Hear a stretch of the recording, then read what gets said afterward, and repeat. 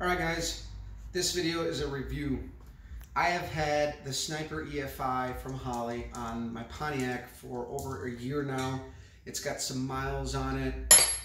It's done what it's supposed to do, but I've had issues. And I can't say completely that I'm dissatisfied, but honestly where I'm at is my capability for being able to tune a carburetor to run pretty good is decent. I've never had issues tuning a carburetor. I've never had issues with a carburetor, period, besides like minor issues like a sticking float because I didn't have adequate fuel filtration, and that was my fault. So from this video, I'm going to give you guys my honest opinion of the system based on my experience, so you got to take it with a grain of salt. So on this car, what we did is we did the fuel pump inline with the filter. I did the E-blend safe fuel hoses. We did push locks for the fuel lines, and it was a pretty straightforward setup. I had issues at first that turned out to be my transmission. I had a problem where I was putting it into gear and the RPM was dropping by like 350, and the system couldn't correct it fast enough, so it would stall out.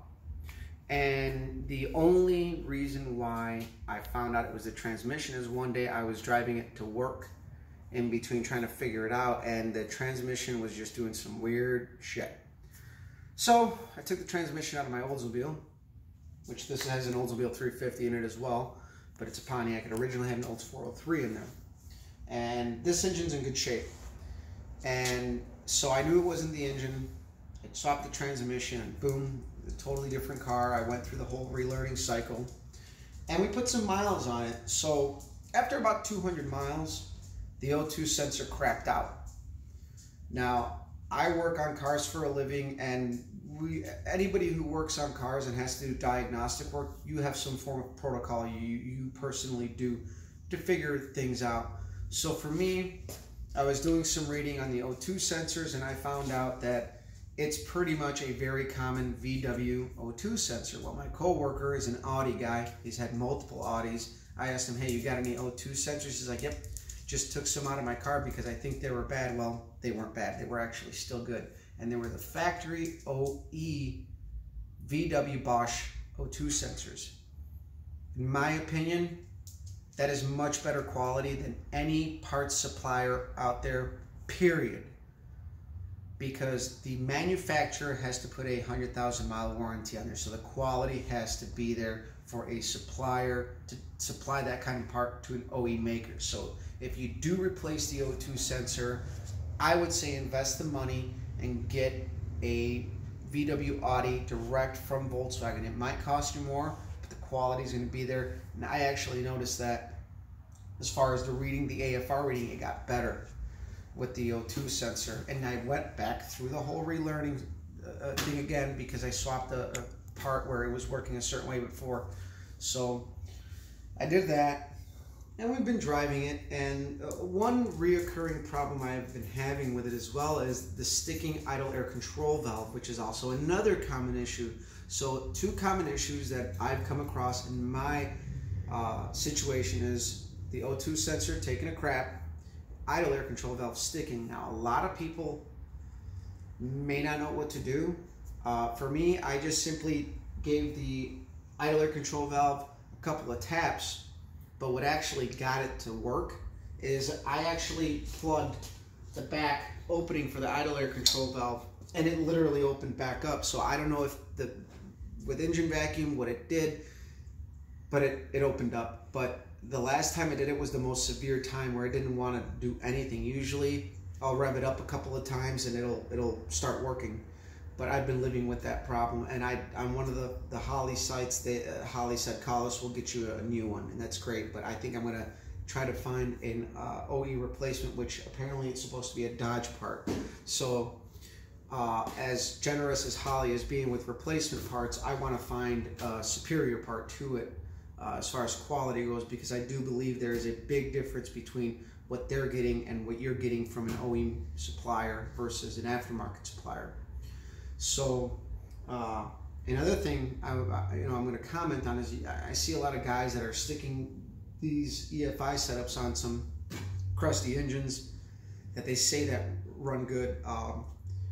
Do your your pre-rituals, run a vacuum gauge, do a leak down test, do all that, because this system is going to run like crap if your engine runs like crap. This engine ran good before.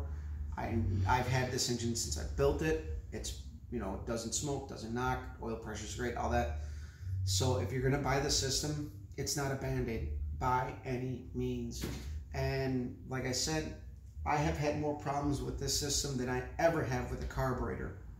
And funny story, last winter I came out here to fire up the car because it was a nice day and I figure it's clear, there's no snow on the ground, let's take it for a drive. It was like 29 degrees.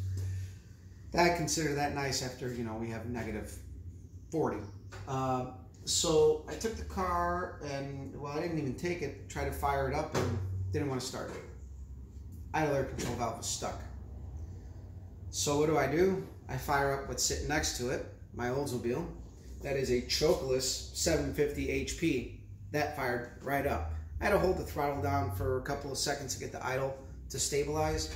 And I do have my AFR gauge. So if guys with carburetors are considering this, do know that there is some direct tuning correlation between carburetors and EFI that is very basic, that they coincide with each other. So if you cannot get your carburetor dialed in, this won't be a fix, because you're going to have some tuning to do with this as well. Before you invest in the EFI, buy an AFR gauge to see what you're actually doing with your carburetor, because a lot of problems are just people not knowing how to tune a carburetor. And I've been tuning carburetors without an AFR gauge for years, and I actually, for this year, I finally put an AFR gauge on the Olds, and it has made a world of difference. I can actually see what I'm doing, or at least get an idea, because the AFR gauge isn't the end-all be-all. Your engine's going to want anywhere between 12, like 3 to 14.7, anywhere in there the engine's going to like it, and it just comes down to overall what the combination's going to like volumetrically. So again, guys, that is my review. I went to the EFI because I wanted to get my feet wet with some more modern technology, but what I'm finding out is that it's a little, I wouldn't call it primitive, but the product I don't think has been out on the market long enough to rectify some of the quirks that they're having. A lot of guys are having issues. A lot of guys are also having success. And I'm not bashing the product. It's doing what it's doing, but honestly, I have my reservations about this and letting my wife just jump in it and drive it, because it randomly likes to do weird shit. And that's what bugs me, is that I don't have full confidence in the system. I have more confidence in my carburetors. I've never had a carburetor leave me stranded. I've never had a carburetor, actually I lied once. I had a sticking float that was stuck open and it was dumping fuel as soon as I was cranking the car, and it prevented me from going to the track. But I went out the next day and bought a needle and seat, replaced it, and back in business. So again, that's my review, my 2 cents on the system. Take it with a grain of salt. Just take it for what it's worth. I'm not saying that they're horrible, but I'm also not going to tell you that they are magical, because there's a lot of guys out there who are buying this system with a huge misconception of, or maybe, I don't know if it's misconception or a little bit of being out of touch with the reality of it. It's a very simple system to set up, but at the same time, if you don't have some of those basic diagnostic skills and tuning skills, you're going to have an uphill battle when you run into some of these issues, because everybody's first thing to do is to go on the forums or on Facebook pages for the Sniper and start bitching that it's not working. Well, there's a couple things you can always try to get it to work, and for me it's worked. But again, I work on cars for a living. We're diagnosing airbag systems and CAN bus systems, you know, sonar systems and all kinds of stuff. And sometimes we got to think outside the box to find problems. So I do that on a regular basis. A lot of people don't do that at all, and they don't know what to expect. So just my 2 cents, guys. That's my review on the Holley Sniper EFI. I've had it for a year. Does it work good? It works great, but I have had issues with it, and I'm still trying to get to that point where I can have full confidence in the system. And that's why I'm kind of doing this. I felt that my review at 1 year later is going to be more honest than a week after. So I've put plenty of miles on it, and that's where I'm at. So guys, thank you for watching. Let me know what you think. Share your experiences. Follow us on Facebook, Copper's Garage. Follow us on Instagram, Copper Cutlass, and of course on YouTube, also Copper Cutlass. So guys, thank you for subscribing. Thank you for watching.